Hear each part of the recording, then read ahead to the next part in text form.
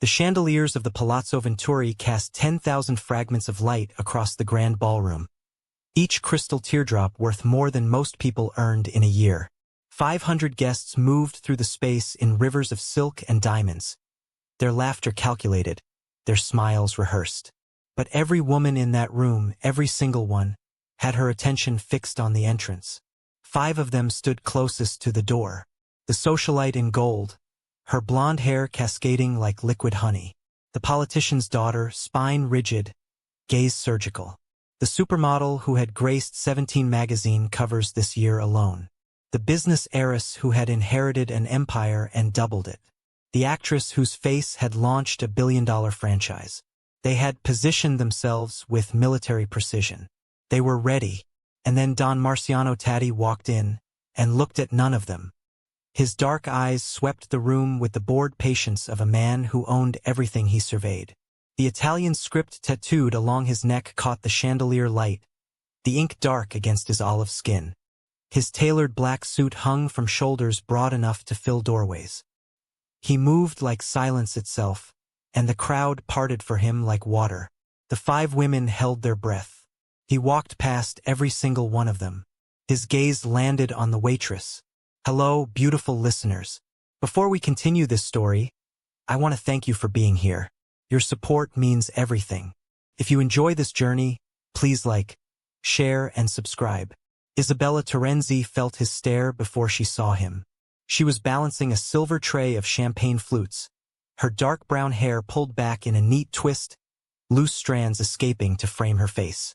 Her uniform was simple: black dress, white apron, sensible shoes. She wore no jewelry, no makeup beyond a touch of mascara. She was invisible by design. But when she looked up, she found the most dangerous man in Rome watching her like she was the only person in the room. The tray wobbled. She steadied herself. His eyes held hers for 3 seconds. 4, 5. Then he smiled, just barely, just enough for her to see, and continued walking toward the private section roped off for the Tatti family. Isabella exhaled. Her hands were shaking. Behind her, one of the other waitresses grabbed her arm. Did Don Tatti just look at you? No, Isabella said automatically. Of course not. But she could still feel his gaze like a brand on her skin. The gala continued around her, oblivious to the shift that had just occurred. Powerful men conducted business in corners. Their wives compared jewelry and enemies. The 5 elite women who had positioned themselves for Marciano's attention were now regrouping, their smiles frozen, their eyes sharp with something that looked like hatred. Isabella didn't notice any of it. She was too busy trying to remember how to breathe. Later that evening, the crowd had thinned enough for the serving staff to take rotations.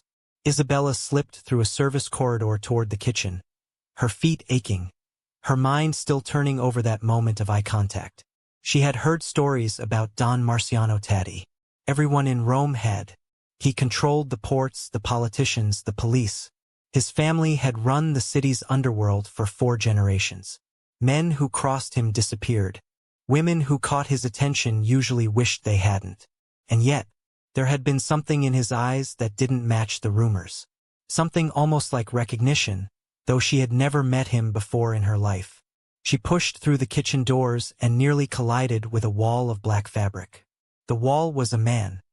He was tall, taller than anyone she had ever stood close to, with slicked-back dark hair and a jawline that could cut glass. The tattoos on his knuckles spelled out something in Italian she couldn't read. The ones on his forearm, visible where his sleeves were rolled back, depicted a serpent wrapped around a crown.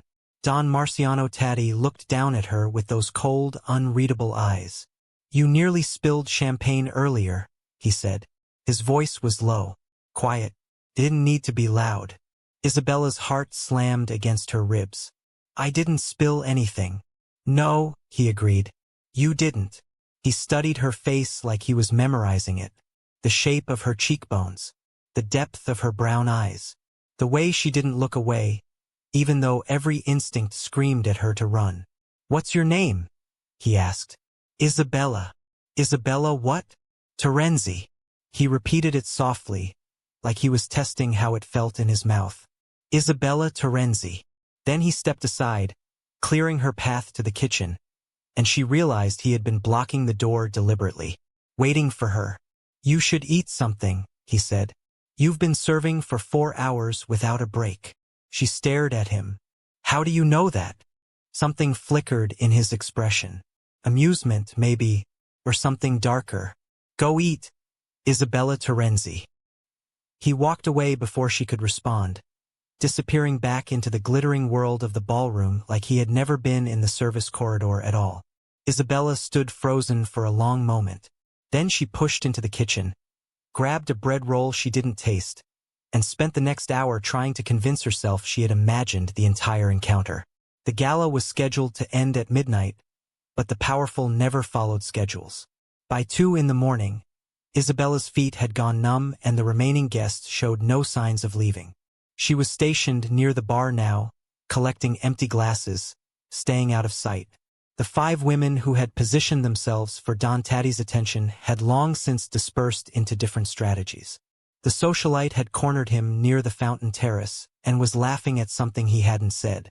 The politician's daughter was deep in conversation with his business associate, clearly trying to work an angle.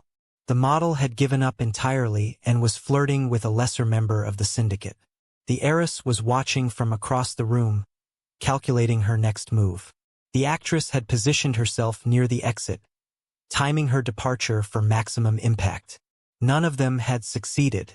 Isabella watched the socialite's gold dress catch the light as she leaned closer to Marciano, her hand touching his forearm, her smile practiced and perfect. Marciano's expression didn't change. He said something brief, dismissive. The socialite's smile faltered. Then his eyes lifted, over her head, past her shoulder, directly to the bar where Isabella stood frozen with an empty champagne flute in her hand. Their gazes locked. The socialite turned to see what he was looking at. Her face went through a rapid series of emotions. Confusion, disbelief, fury. Isabella looked away first this time, her cheeks burning. When she glanced back, Marciano was still watching her. He wasn't smiling anymore. The gala ended at 3 in the morning. Isabella collected her pay envelope from the catering manager, €200 for 8 hours of work, and slipped out the service entrance into the cold Roman night.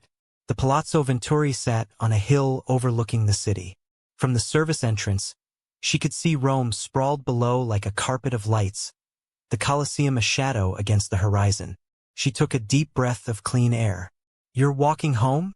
The voice came from behind her. Low, quiet, familiar. Isabella turned. Don Marciano Taddy stood in the shadows of the service corridor, his suit jacket unbuttoned, his forearm tattoos visible in the distant light spilling from a window. He was leaning against the wall like he had been waiting there for hours. Maybe he had. "I take the bus," she said.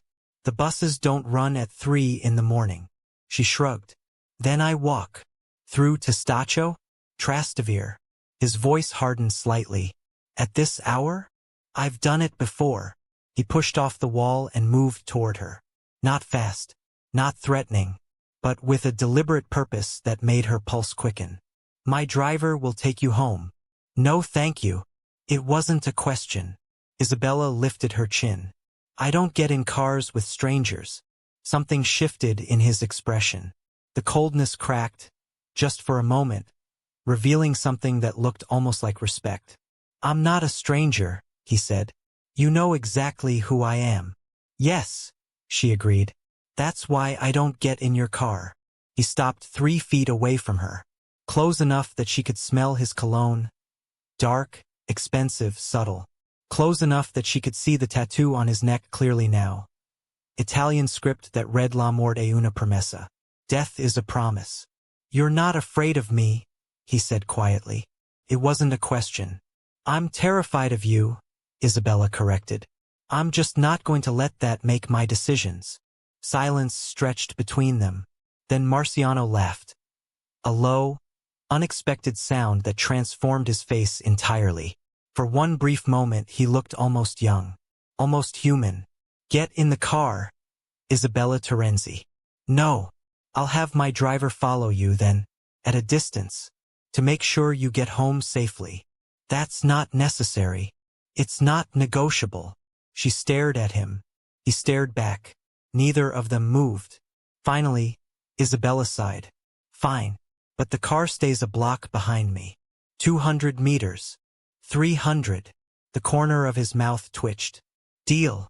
He pulled out his phone, sent a brief text, and a moment later a black Mercedes appeared from somewhere in the palazzo's parking structure. Isabella started walking. True to his word, the car stayed exactly 300 meters behind her the entire way. The apartment Isabella shared with her younger sister was in Testaccio, on the 4th floor of a building that had been crumbling since before she was born. The elevator hadn't worked in 6 years. The hot water was temperamental. The walls were thin enough to hear every argument, every celebration, every mundane detail of their neighbors' lives. It was home. She climbed the stairs quietly, let herself in, and found her sister Julia asleep on the couch with a textbook open on her chest. Isabella moved the textbook gently, covered Julia with a blanket, stood in the dark living room and thought about a man with cold eyes and warm laughter who had sent a car to follow her home. She didn't sleep that night. The catering company called her 4 days later with another job. Another gala. Another palazzo. Another night of invisible labor in rooms full of people who would never know her name. Isabella almost said no. But the rent was due and Julia's tuition payment was coming up, and 200 euros was 200 euros. She said yes. The Palazzo Corsetti was smaller than the Venturi but no less opulent. Old money, old art, old scandals hidden behind old walls. Isabella wore the same uniform, carried the same silver tray, performed the same invisible dance through crowds of silk and secrets. She didn't expect to see him there. She certainly didn't expect him to be watching the door when she walked in. Don Marciano Taddi stood near the center of the room, surrounded by men who looked equally dangerous and women who looked equally expensive. But his attention wasn't on them. His attention was on the service entrance, like he had been waiting for something. Someone. When his eyes found her, something in his expression shifted, settled, like he had been holding his breath until this moment. Isabella looked away, collected her tray from the kitchen, began her circuit through the room. She made it 20 minutes before he appeared beside her. "You're here," he said. She didn't look at him. "I work for the catering company." "I know. I requested them specifically." That made her stop, made her turn. He was watching her with that same unreadable expression, his tattoos dark against his skin, his presence a gravity well that seemed to bend the room around him. "You requested the catering company," she repeated. "I made a donation to the Corsetti Foundation. They allowed me to suggest vendors." "That's stalking." He tilted his head. "Perhaps. I was going to say excessive. Those are often the same thing in my experience." A guest brushed past them, and Isabella remembered where she was, who he was, who was watching. "I should get back to work," she said. "When do you take your break?" "I don't. Everyone takes breaks. Not everyone needs to pay their sister's university tuition." Something flickered in his eyes. She couldn't read what. 10 o'clock, he said. "There's a balcony off the east corridor. The door locks from inside." "I'm not meeting you." "You don't have to meet me," he said. "But there will be food there. Real food. Not bread rolls." He walked away before she could respond. Isabella spent the next 2 hours trying not to think about a locked balcony with real food. At 10:15, she found herself standing at the east corridor. At 10:17, she opened the door. The balcony was small and private, overlooking a garden that smelled of jasmine. A table had been set with 2 chairs, 2 plates, 2 glasses of wine. The food was simple but beautiful. Fresh bread, prosciutto, mozzarella, olives, roasted vegetables. Don Marciano Taddi sat in one of the chairs, his jacket removed, his shirt sleeves rolled to his elbows, his forearm tattoos fully visible. He didn't look surprised to see her. "You came," he said. "I was hungry." "Sit." She sat. For a long moment, neither of them spoke. Isabella ate because she was genuinely hungry and the food was genuinely good. Marciano watched her with an expression she still couldn't decipher. "Why are you doing this?"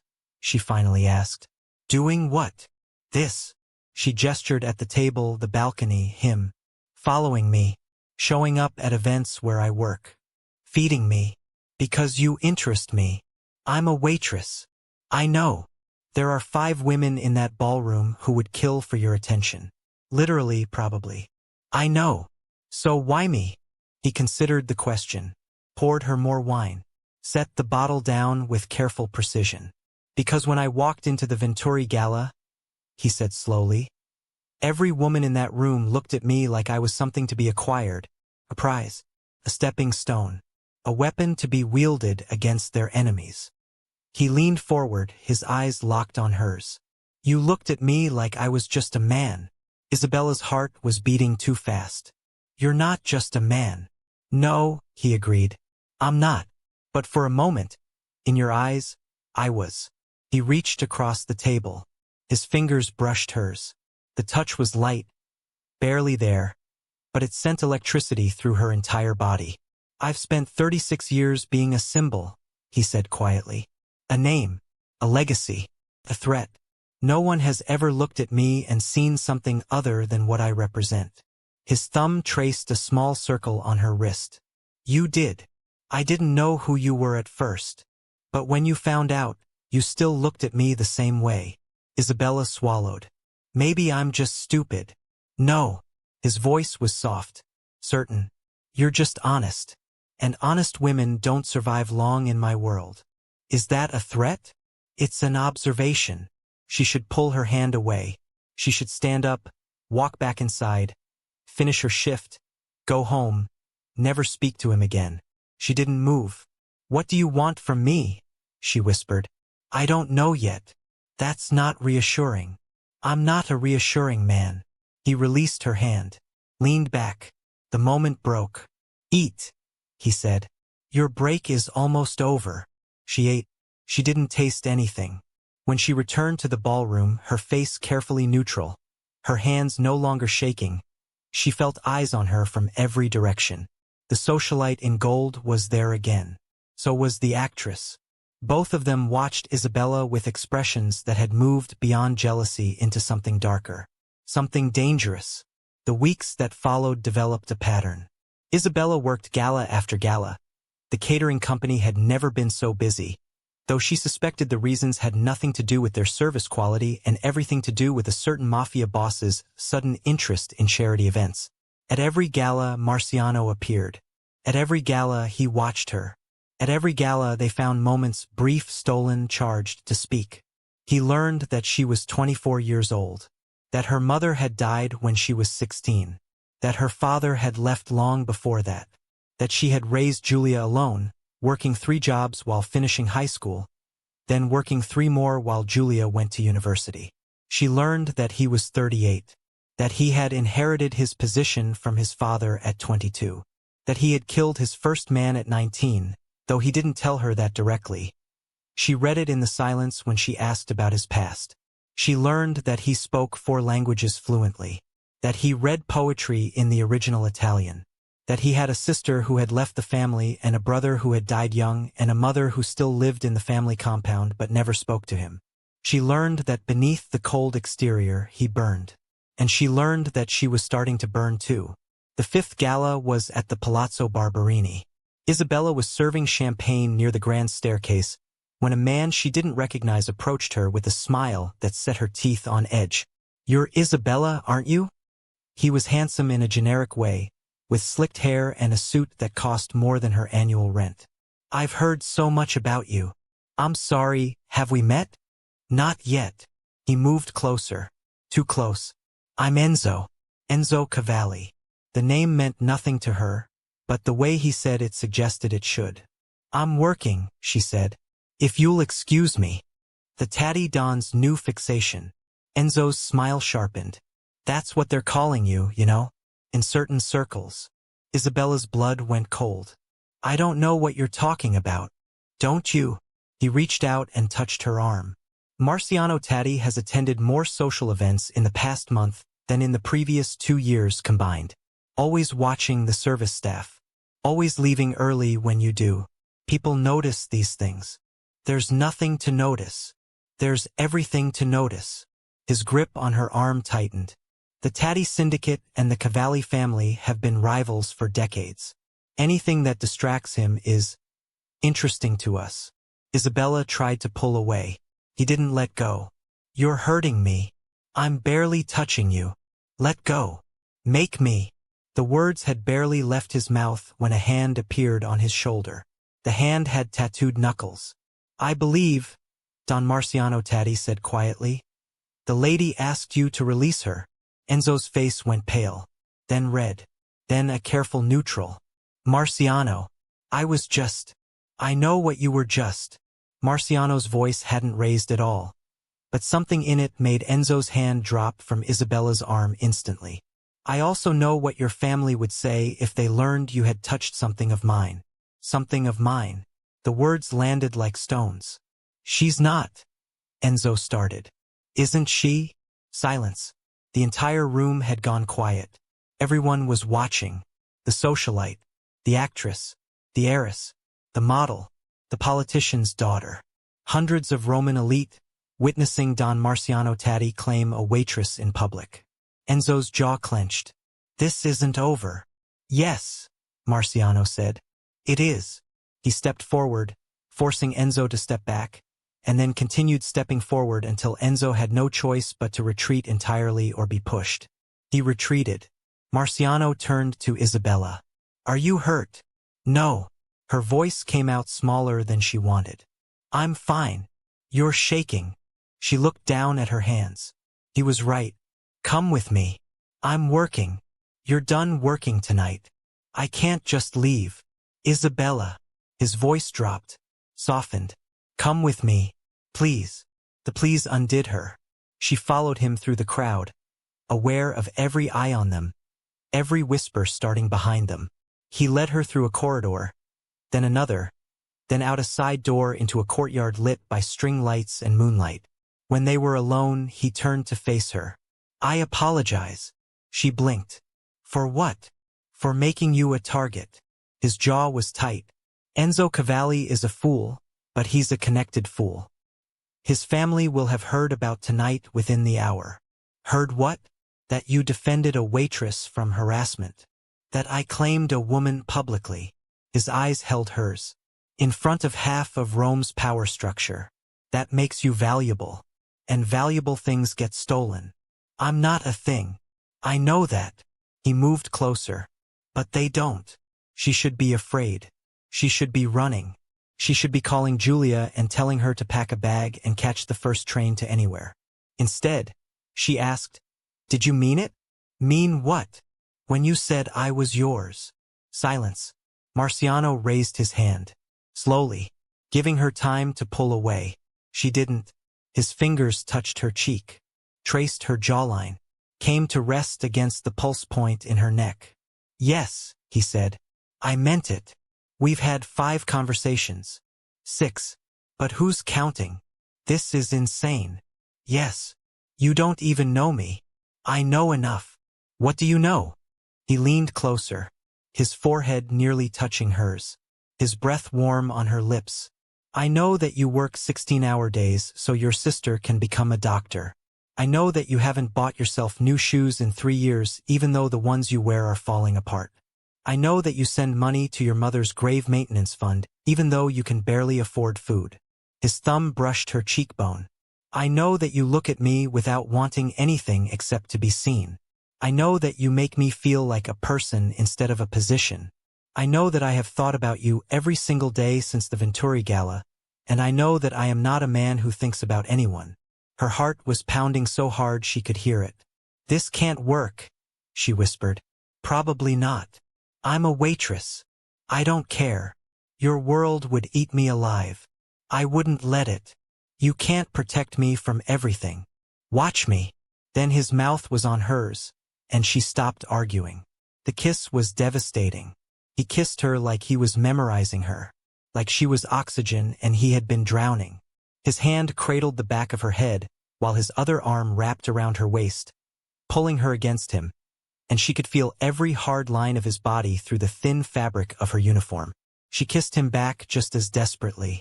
Her fingers found his hair, destroying its careful styling. Her body pressed into his like it knew something her mind was still denying.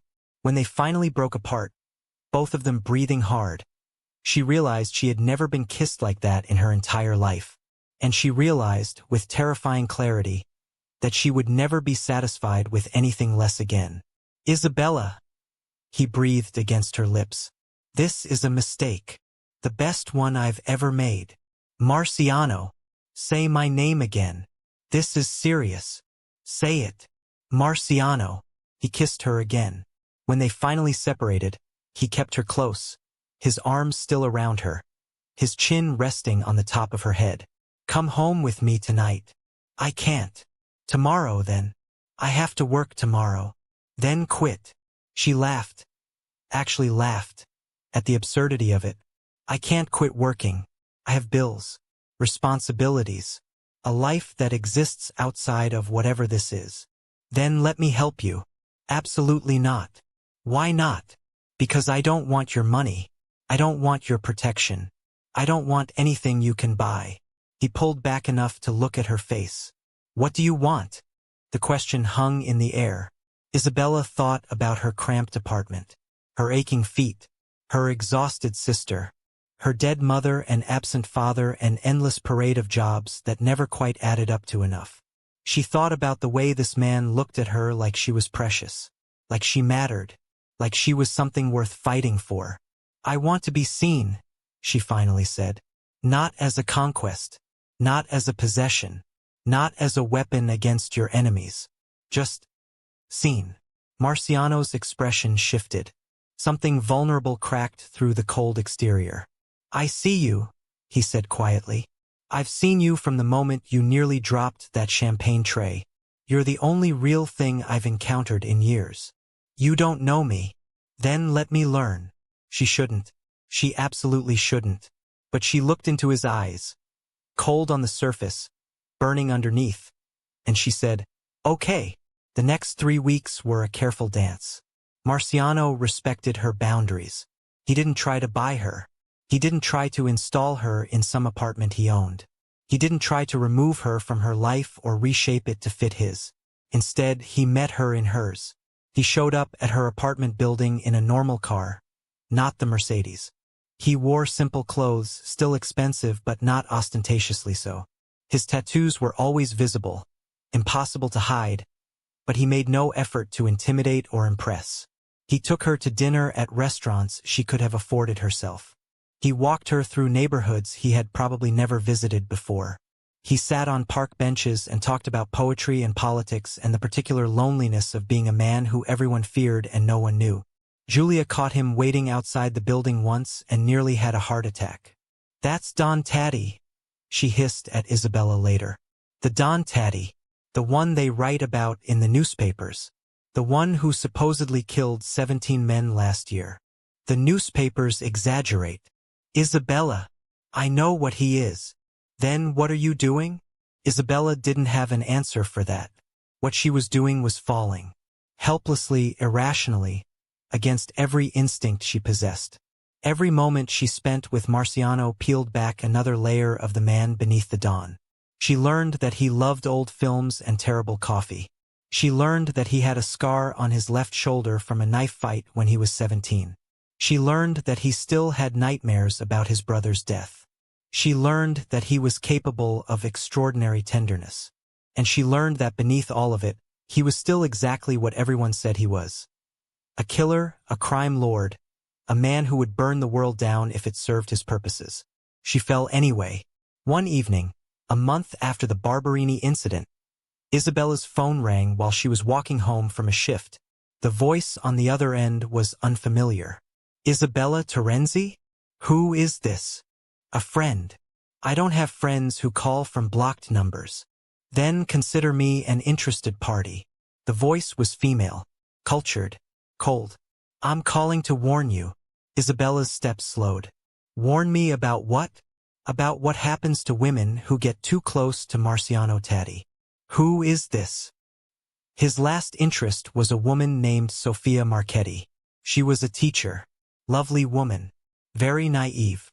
Isabella's blood ran cold. What happened to her? She got too close, started asking questions, started seeing things she shouldn't have seen. A pause. They found her body in the Tiber 3 years ago. You're lying. Am I? Ask him. Ask Marciano about Sophia. See if he denies it. The line went dead. Isabella stood on the sidewalk, phone in hand, heart pounding. She should run. She should pack a bag and take Julia and disappear. But she thought about Marciano's eyes when he talked about his brother. She thought about his voice when he said her name. She thought about the way he held her like she was something precious, something breakable, something he was afraid to lose. She called him instead. Isabella. His voice warmed when he answered. I was just thinking about you. Who was Sophia Marchetti? Silence. Long, heavy silence. Who told you that name? Someone called me. Said she was your last interest. Said they found her body in the river. More silence. Marciano. Where are you? Answer me. Isabella. Where are you? The urgency in his voice made her stomach drop. Walking home. I'm near the. Go somewhere public. Right now. Don't go to your apartment. What? Why? Someone gave you that name to frighten you. That means someone is watching you. Someone who knows things they shouldn't know. His voice had gone cold. Not the controlled cold she was used to, but something harder, sharper. I'm sending my people. Stay in public until they reach you. Marciano, who was she? I'll explain everything. I swear to you. But right now I need you to trust me. She should hang up. She should run. Okay, she said. Okay, there's a cafe 2 blocks from here. Go there. Don't talk to anyone. My men will be there in 10 minutes. Marciano. I'll tell you everything, Isabella. Everything. Just stay safe. The line went dead. Isabella walked to the cafe on shaking legs. She ordered a coffee she didn't taste. And exactly 9 minutes later, 3 men in dark suits appeared outside the window. One of them nodded at her through the glass. She was safe, but she wasn't sure anymore if she wanted to be. Marciano's men took her to a house she had never seen before. A villa outside the city, surrounded by walls and guards and the kind of security that made her stomach turn. This was his real life, not the park benches and simple dinners. He was waiting for her inside. Isabella. He reached for her. She stepped back. His face flickered with something she couldn't name. Tell me about Sophia, she said. He lowered his hand, nodded, gestured toward a sitting room. They sat across from each other. The distance felt like miles.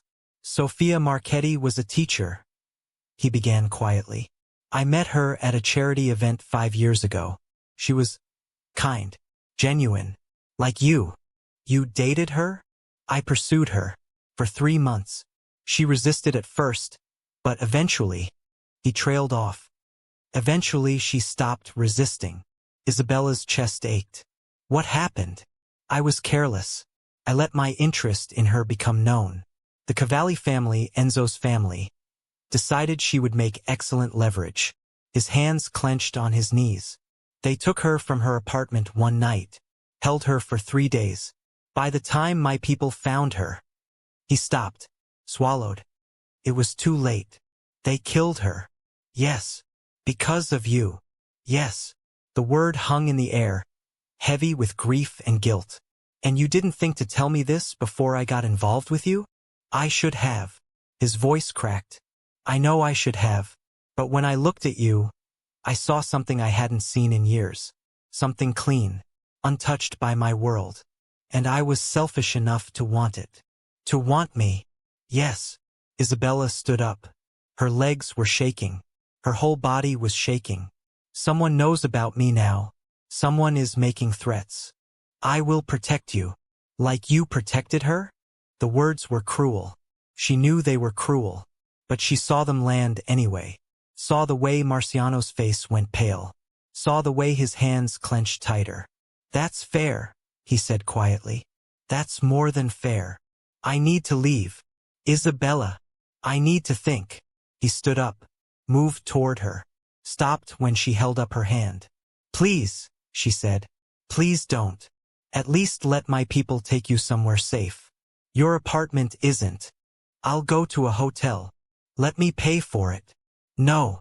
Isabella. I said no. He closed his eyes. When he opened them again, they were wet. I never meant to hurt you, he said. I never meant to put you in danger. I wanted you. I wanted something that was mine that wasn't covered in blood. Everything you touch turns to blood. I know. She walked toward the door. His voice stopped her. Isabella. She didn't turn around. I love you. She walked out anyway. The next week was the longest of her life. Isabella stayed in a cheap hotel near the train station, paying for it with the last of her savings. Julia called 17 times. Marciano called 43. She answered neither. She went back to work. The catering company had other events, other galas, other invisible labor, and she tried to pretend that her heart wasn't breaking. But every night, she lay in her cheap hotel bed and thought about him, about his eyes when he looked at her, about his voice when he said her name, about the way he had confessed his darkest failure without flinching and then let her walk away, about the fact that he had said he loved her, and about the fact that she loved him too. On the 7th day, her hotel room door opened. She hadn't heard anyone pick the lock, but she knew before she turned around exactly who it would be. How did you find me? She asked. I always knew where you were, Marciano said quietly. I've had people watching the hotel since the night you left. To protect me. Yes. She turned. He looked terrible. There were shadows under his eyes. His suit was rumpled. His tattoos stood out starkly against skin that had gone pale from sleepless nights. You shouldn't be here, she said. I know. I told you I needed time. I know that too. He stepped closer. But something has changed. What? The Cavallis are moving. They've identified you as leverage against me. Real leverage now, not just speculation. Her blood went cold. They're going to try to take you. Tonight, probably. Tomorrow at the latest. Then I'll leave the city. They'll find you. They have resources everywhere. Then what do I do? He moved closer still. Close enough to touch. Come with me. Let me protect you. You couldn't protect Sophia. I've learned from Sophia. His voice broke on the name. I've spent 3 years building better security, better intelligence, better everything, because I swore I would never let that happen again. And what about my life? My sister? My job? Julia will be protected too. I'll move her somewhere safe. Give her the resources to finish her education anywhere she wants. And your job? He paused. Isabella, you don't have to work 3 shifts just to survive. You don't have to destroy your body for 200 euros a night. Let me give you a life where you can breathe. I don't want to be kept. That's not what I'm offering. Then what are you offering? He reached into his pocket and pulled out a small velvet box. Isabella's heart stopped. I'm offering you partnership, he said quietly. Not ownership. Not possession. Partnership. You would have equal say in everything. Equal power. Equal respect. We've known each other for 6 weeks. I know. This is insane. I know that too. He opened the box. The ring inside was simple. Beautiful. A single diamond on a platinum band. No larger than what she might have bought for herself if she had ever been able to afford it. I had it made to fit you, he said. No giant stone. Nothing ostentatious.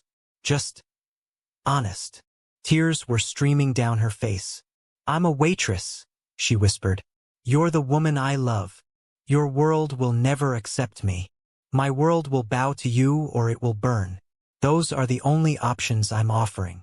She looked at the ring, at the man holding it, at the future that was terrifying and impossible and everything she had never dared to dream. And she said nothing. The silence stretched between them like a wire pulled taut. Marciano's hand remained steady. The ring box open, the diamond catching the dim light of the cheap hotel room. His eyes never left her face. Isabella's tears kept falling. I can't, she finally whispered. Something in his expression fractured. Just slightly, just enough for her to see. Can't or won't. Does it matter? It matters to me. She wrapped her arms around herself, suddenly cold despite the stuffy room. If I say yes, I become a target forever. Not just now, forever. Every enemy you have becomes my enemy. Every threat against you becomes a threat against me. Yes. And if we have children someday, they would be protected, guarded, loved. They would be prisoners. He flinched. Actually flinched. Isabella. I watched my mother die slowly, she said, her voice cracking. Cancer.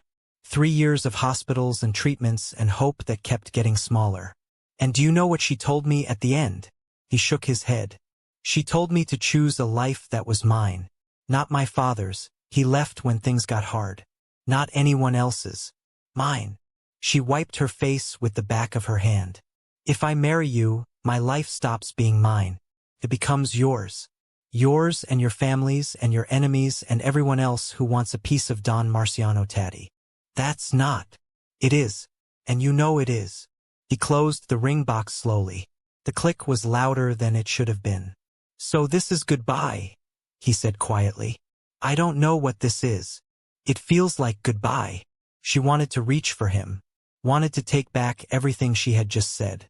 Wanted to grab that ring and put it on her finger and damn the consequences. But she thought about Sofia Marchetti's body in the Tiber. She thought about Julia, who still had her whole life ahead of her.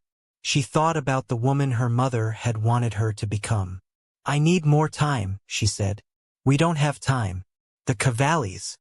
Then protect me without owning me. You said you have better security now. Better intelligence. Use it. Keep me safe while I figure out what I want. And if what you want isn't me? The question broke something inside her. Then at least I'll know, she whispered. At least I'll have chosen.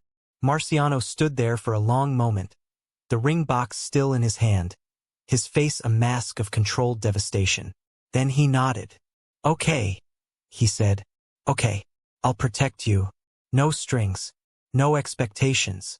Just protection. Thank you. Don't thank me.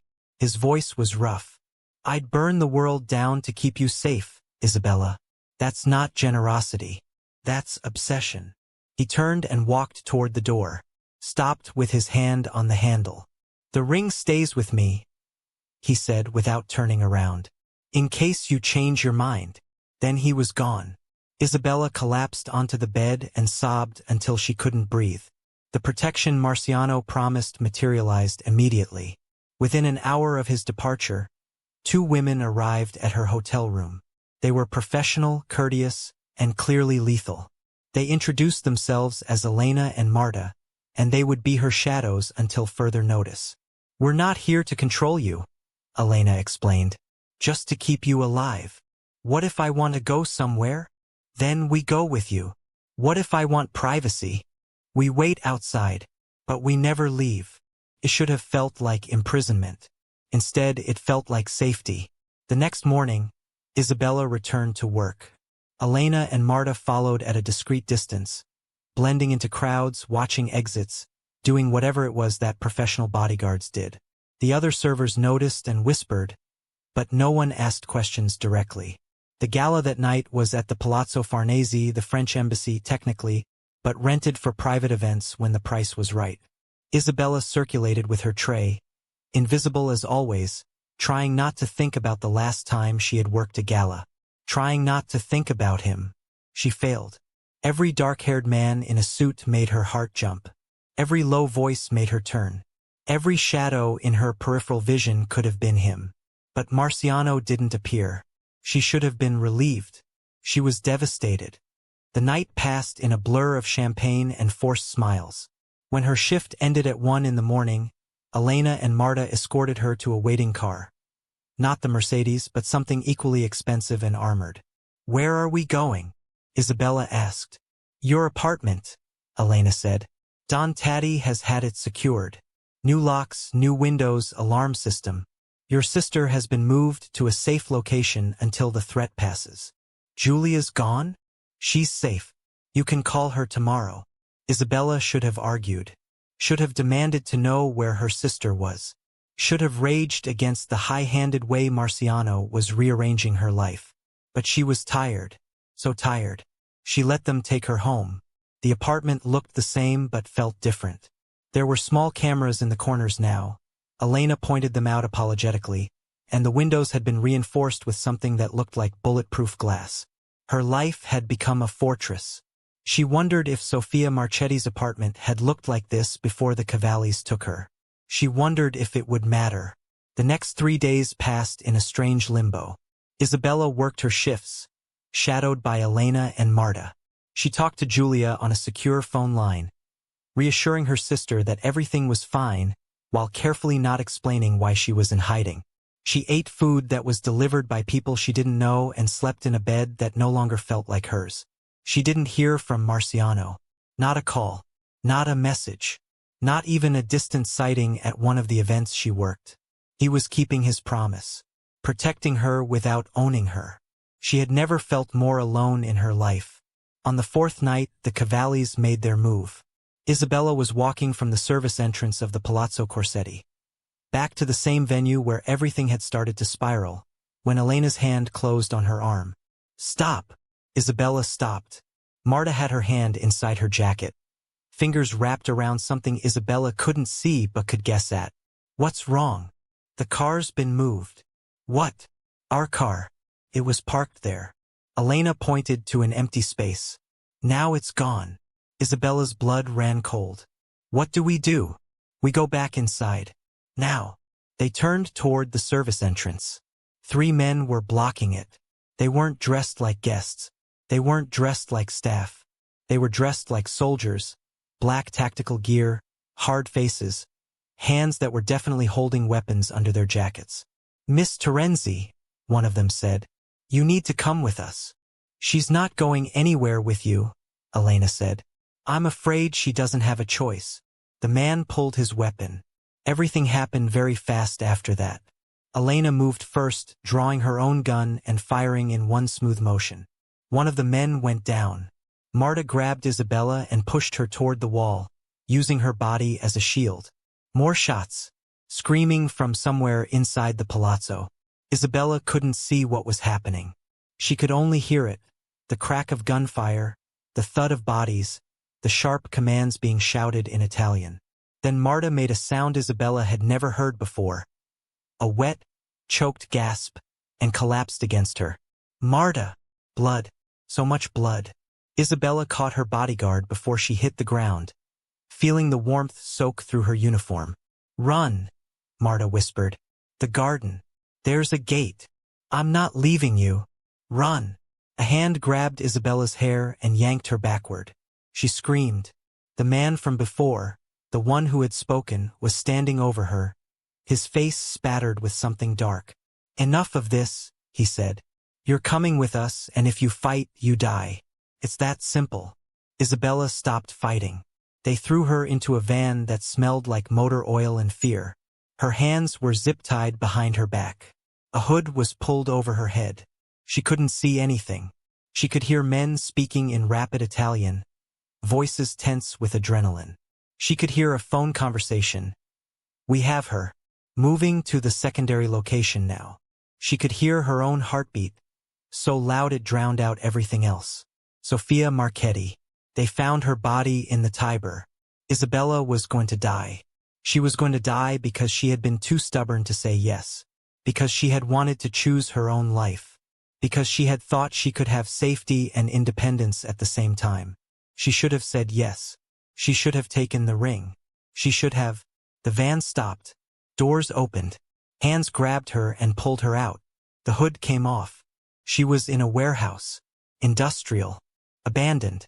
The kind of place people went to disappear forever. There were men everywhere. 15, maybe 20. All armed. All watching her with expressions that ranged from boredom to interest. And standing in front of her, smiling like they were old friends, was Enzo Cavalli. "Isabella," he said. "So nice to see you again. What do you want?" "What everyone wants when they take something valuable." He moved closer. "Leverage. Against Marciano. Against Don Taddy, yes. You see, we've been trying to get to him for years. Decades, really. Our families have been at war since before either of us was born. But Marciano is careful, controlled. He doesn't have weaknesses. Enzo's smile widened. Until you. Isabella's stomach turned. He won't negotiate for me. Won't he? We're not together. I turned him down. He proposed and I said no. Something flickered in Enzo's expression. Surprise, maybe, or calculation. You said no to Marciano Taddy? Yes. Why? Because I'm not stupid. Because I know what happens to women who get too close to him. She lifted her chin, channeling every ounce of defiance she had left. Because Sofia Marchetti's body was found in the river and I didn't want to end up the same way. Enzo laughed. It wasn't a nice sound. Sofia Marchetti, he repeated. Yes, that was unfortunate. But necessary. Necessary? She was gathering information on Marciano, starting to piece things together. The legitimate businesses, the illegal ones, the bodies buried in between. She was going to go to the police. Isabella's blood ran cold. She wasn't just an innocent victim. No one is innocent in this world. Isabella. Sofia thought she could play both sides. She thought she could love a monster while building a case against him. Enzo shrugged. She was wrong. So you killed her. We removed a threat. There's a difference. And now you're going to remove me? That depends entirely on Marciano. Enzo pulled out his phone and began typing. We're going to send him a message. A photograph, actually. You, looking appropriately frightened, with a very clear deadline attached. What deadline? 48 hours. He transfers control of his port operations to us, and you go free. He refuses and... Enzo made a gesture that didn't need translation. He won't do it. You underestimate how obsessed he is with you. I'm not. The man attended 15 charity events in 6 weeks just to see you serve champagne. He proposed marriage after knowing you for a month. He's been maintaining 24-hour surveillance on your apartment since the night you rejected him. Enzo's smile turned cold. That's not ordinary interest, Isabella. That's obsession. And obsession makes people do stupid things. He raised his phone, snapped a photograph. Smile, he said. You're about to become the most expensive woman in Rome. The hours that followed were the longest of Isabella's life. They moved her from the warehouse to a different location. A villa somewhere in the countryside, surrounded by guards and cameras and the kind of silence that meant no one would hear her scream. They gave her food she didn't eat, water she barely drank. A small room with a locked door and a window that looked out onto nothing but darkness. She thought about her mother. She thought about Julia. She thought about Marciano. She thought about all the choices that had led her to this moment. The choices she had made and the choices that had been made for her. She thought about saying yes. If she had said yes, she would be in his villa right now. Protected. Safe. Perhaps unhappy. Perhaps not. But alive. Instead, she was here. Waiting to find out if obsession was stronger than strategy. Waiting to find out if she was worth dying for. The answer came at dawn. Isabella was dozing fitfully when the sound of gunfire woke her. Not distant gunfire. Not contained gunfire. Everywhere gunfire. She scrambled to the corner of her room, pressing her back against the wall, listening as the villa erupted into chaos. Shouting, screaming, explosions that shook the floor beneath her feet. Then silence. Terrible, absolute silence. The door to her room opened. Marciano Taddy stood in the doorway, covered in blood and dust and something that looked like ash. His suit was destroyed. His face was scratched. One of his sleeves had been torn away entirely, revealing the full extent of the serpent tattoo wrapped around his forearm. His eyes found hers and went bright with something she couldn't name. Isabella. She was across the room before she knew she was moving. He caught her, held her, crushed her against his chest so tightly she could barely breathe. You came, she whispered. Of course I came. They said you wouldn't negotiate. I didn't negotiate. His voice was rough. I don't negotiate. I take what's mine. She pulled back just enough to look at his face. You killed them. It wasn't a question. Enzo Cavalli escaped. The rest. He shook his head. The rest aren't a concern anymore. How many? Does it matter? Yes. He was quiet for a moment. Then, 17. 17 men. He had killed 17 men to get her back. She should have been horrified. She should have been disgusted. Instead, she looked at the blood on his hands. Blood he had spilled for her. And she felt something shift inside her chest. Something permanent. I love you, she said. His whole body went still. What? I love you. I think I've loved you since the Venturi Gala. Since you looked at me like I was something real. Isabella. I know what you are. I know what you've done. I know what you'll do in the future. And I love you anyway. He made a sound, half laugh, half sob, and kissed her. This kiss was different from the one in the courtyard. This one was desperate, raw, full of everything they had almost lost and everything they were too afraid to say out loud. When they finally broke apart, both of them breathing hard, Marciano pressed his forehead against hers. Marry me, he said. That sounds more like an order than a question. It's both. You're covered in blood.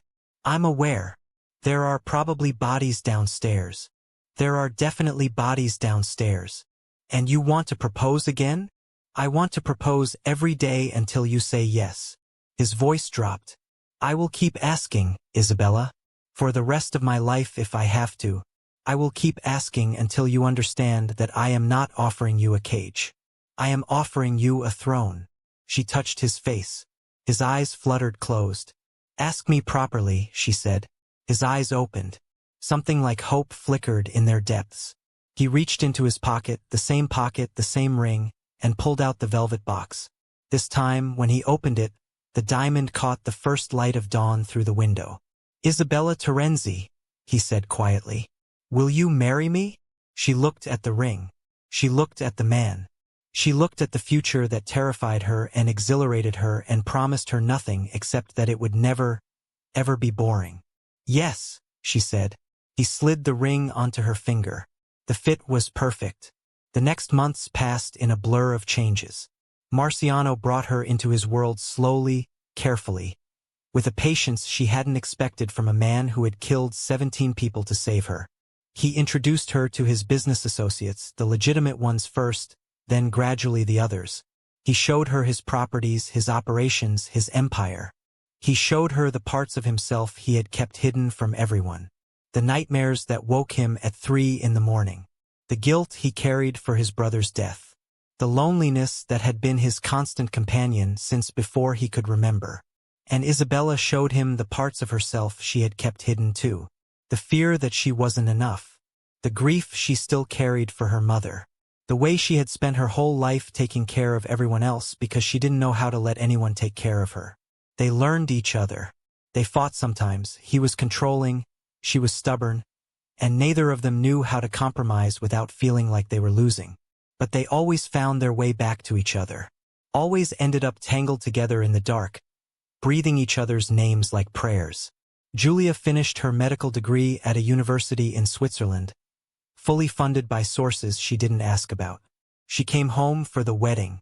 The wedding itself was an event that Rome would talk about for decades. Every powerful family was invited, including what remained of the Cavallis, who attended out of obligation and fear. The ceremony took place in a cathedral that had hosted royal weddings for 400 years. Isabella wore a dress that had been designed specifically for her, simple and elegant and nothing like what a Mafia bride was supposed to wear.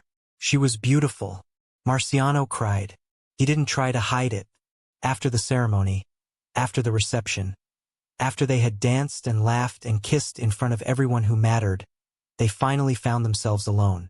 Their bedroom was in the Tatti family villa, the same villa where Isabella had once confronted him about Sofia Marchetti. But it looked different now, softer. There were flowers on the nightstand and books on the shelves and photographs of the two of them scattered across every surface. It looked like a home. Marciano closed the door behind them and stood there for a moment, just looking at her. You're my wife, he said, like he couldn't quite believe it. I am. You actually married me. I did. Even after everything. She crossed the room and placed her hands on his chest. The tattoos on his neck were visible above his collar. The Italian script she could read now. Death is a promise. Especially after everything, she said. He kissed her then, slowly, thoroughly, with all the time in the world. The night that followed was everything and nothing like she had imagined. She had expected intensity. She got tenderness. She had expected possession. She got reverence. He touched her like she was sacred, like she was precious, like he couldn't quite believe she was real and he was terrified she might disappear. When they finally came together, it felt like the end of one story and the beginning of another. Felt like coming home. Afterward, they lay tangled in sheets that cost more than her old apartment, her head on his chest, his fingers tracing patterns on her bare shoulder. I have a wedding present for you, he said. You've already given me too much. This one is different.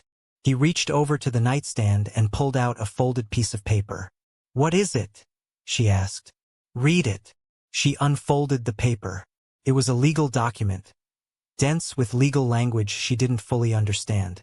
But certain phrases jumped out at her. Transfer of assets, joint ownership, equal partnership. Marciano, everything I have is now half yours, he said quietly. Not because you're my wife, because you're my partner. If I die tomorrow, you inherit control of everything. The business, the properties, the money, all of it. I don't want your money. I know, but you'll have it anyway. He turned her face toward his. I told you I wasn't offering you a cage. I was offering you a throne. Now you have the power to prove me right. Tears were streaming down her face. She didn't try to stop them. I love you, she whispered. I know. No, I love you. I love you so much it scares me. Good. He kissed her forehead. I want you a little scared. It means you're paying attention. She laughed through her tears. You're impossible. I'm yours. The years that followed were not easy. Enemies tested them. Allies betrayed them. The world tried, over and over, to tear them apart. The Cavallis made another attempt on Isabella's life 2 years into the marriage. Failed. Enzo Cavalli was found dead 3 days later. His body displayed in a way that sent a very clear message to anyone else who might consider similar actions. Isabella never asked for details. She learned not to. Instead, she focused on the parts of their life that she could control. She established a foundation for working-class women in Rome, providing scholarships and job training and the kind of support she had desperately needed as a young waitress. She became a fixture in Roman society, not as a trophy wife, but as a power in her own right. People who had once looked down on her began to fear her. It was, she discovered, a better feeling than she had expected. Marciano, for his part, slowly began shifting his operations toward legitimacy. It was a long process, generational, really, but he started it anyway. For her. For the children they both knew they wanted eventually. For the future. They fought about that too. About how much was enough. About how clean his hands could ever really become. About whether it was possible to build something good on a foundation of blood and violence. They never resolved those arguments. But they kept having them. And that, Isabella decided, was what mattered. On their 5th wedding anniversary, Marciano took her back to the Palazzo Venturi, the same venue where they had first locked eyes across a crowded room. The gala that night was in their honor. Isabella wore gold, a deliberate choice, a reference to the socialite who had been so sure she would win Marciano's attention all those years ago. The dress was simple and elegant, but the statement was unmistakable. She had won. Marciano stood beside her in a perfectly tailored black suit, his tattoos visible as always, his presence commanding the room as it always did. But his eyes were only on her. Happy anniversary, he murmured. Happy anniversary. Do you remember the first time we stood in this room? I nearly dropped a tray of champagne. You nearly gave me a heart attack. She smiled. I was just a waitress. You were never just anything. The orchestra began to play. He offered her his hand. Dance with me. Do I have a choice? You always have a choice. His eyes held hers. That's what makes it matter when you choose me. She took his hand. They danced. Around them, Rome's elite watched and whispered and wondered how a waitress had become a queen. They speculated about their relationship, about their power, about the rumors that swirled around them like smoke. Isabella heard none of it. She was too busy looking at her husband, at the man who had seen her when no one else had, at the man who had burned the world down to keep her safe, at the man who loved her, obsessively, possessively, completely, and had spent every day of their marriage proving it. "I have something to tell you," she said. His brow furrowed. "What?" "I'm pregnant." The music kept playing. The dancers kept dancing. But Marciano Tatti, the most feared man in Rome, went absolutely still. "What did you say?" "I'm pregnant. 8 weeks."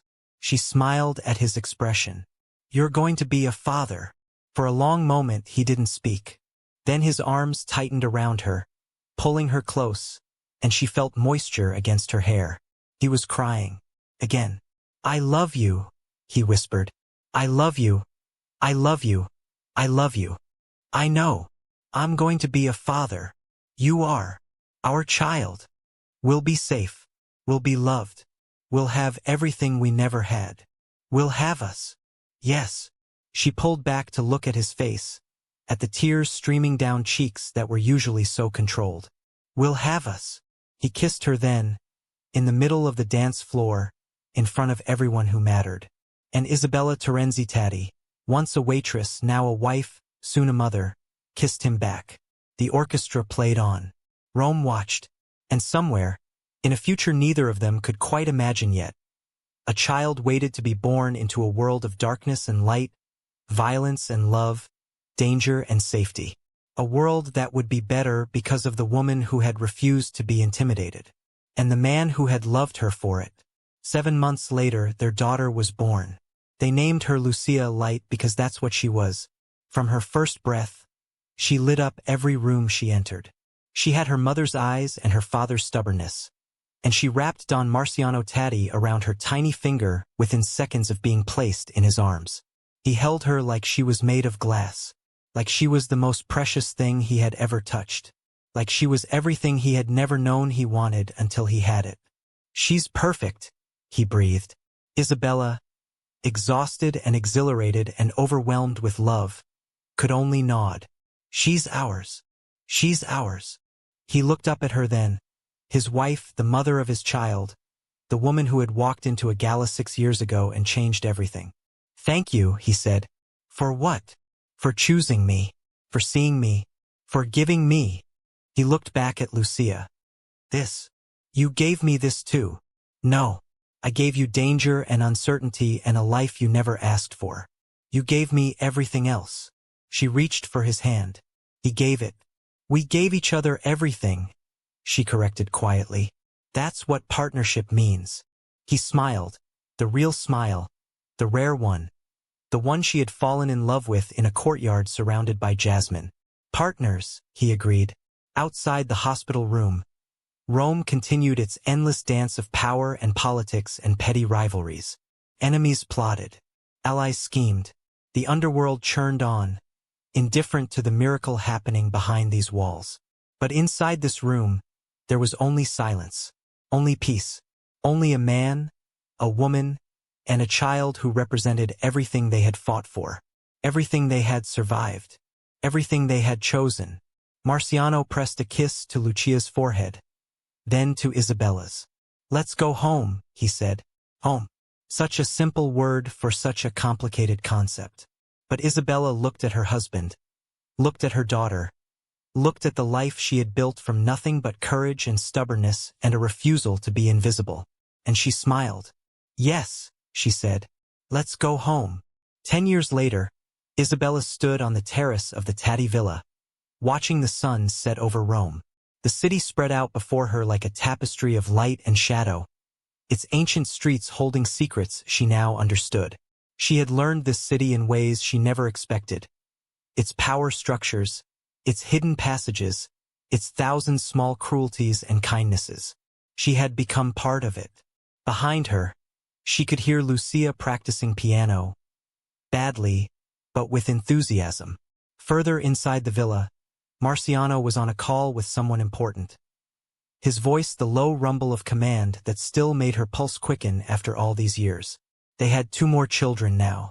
Marco, who was 7 and had his father's intensity. Sophia, who was 4 and had been named deliberately, a redemption of sorts. Life had not been easy, but life had been good. Footsteps behind her, arms wrapping around her waist, lips against her neck. "What are you thinking about?" Marciano murmured. "The Venturi Gala. That was a lifetime ago. Sometimes it feels like yesterday." He turned her to face him.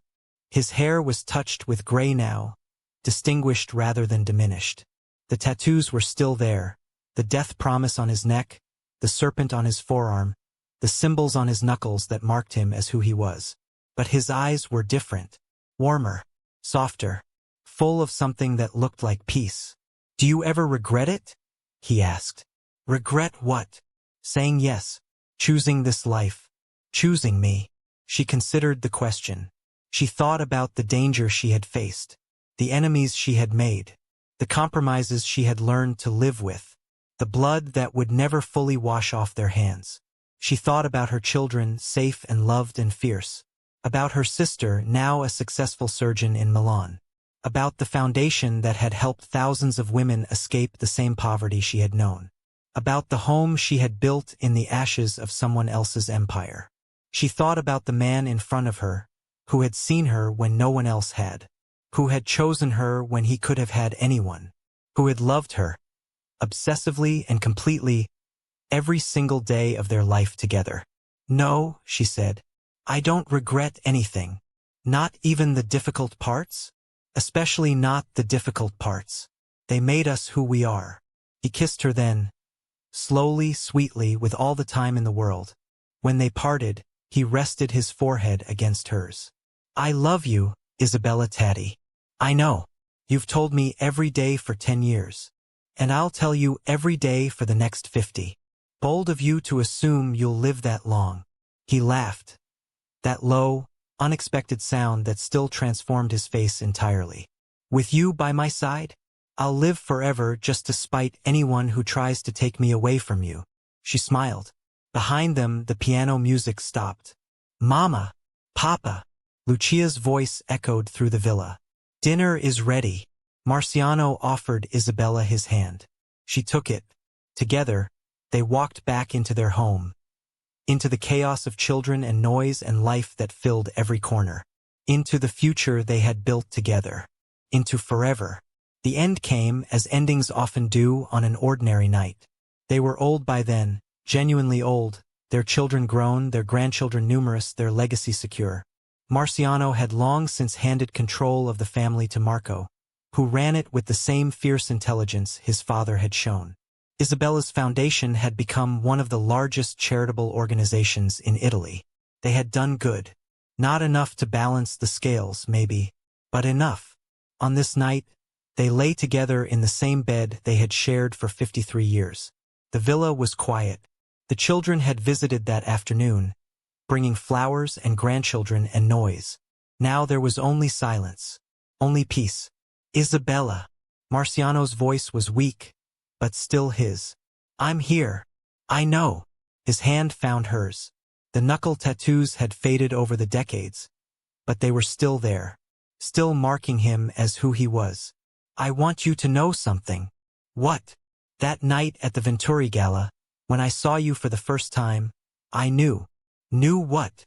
"That you were going to save me." His breath rattled. "I didn't know how. I didn't know why. But I knew that you were going to be the thing that made my life worth living." Tears streamed down her wrinkled cheeks. "You saved yourself," she whispered. "I just loved you while you did it." "Same thing." She laughed through her tears. He smiled. And then, quietly, peacefully, with his hand in hers and her love surrounding him, Don Marciano Tatti closed his eyes for the last time. Isabella held him until his body went cold. Then she lay down beside him, her head on his chest, and waited. She didn't wait long. The maid found them the next morning, still tangled together, still holding hands, their faces peaceful in death as they had been turbulent in life. Rome mourned. The world moved on. But the story, the impossible, improbable, beautiful story of a mafia boss and a waitress who loved each other against all odds, lived on. In their children, in their grandchildren, in the foundation that bore her name, in every person who heard the tale and thought, maybe love really can conquer everything. Maybe obsession and tenderness aren't opposites. Maybe power and partnership can coexist. Maybe, just maybe, the most dangerous man in the room can be undone by the simplest, most honest woman in it. Because that's the truth of their story. Not that he chose her, but that she chose him back. And in choosing each other, they became something neither of them could have been alone. They became forever. The end.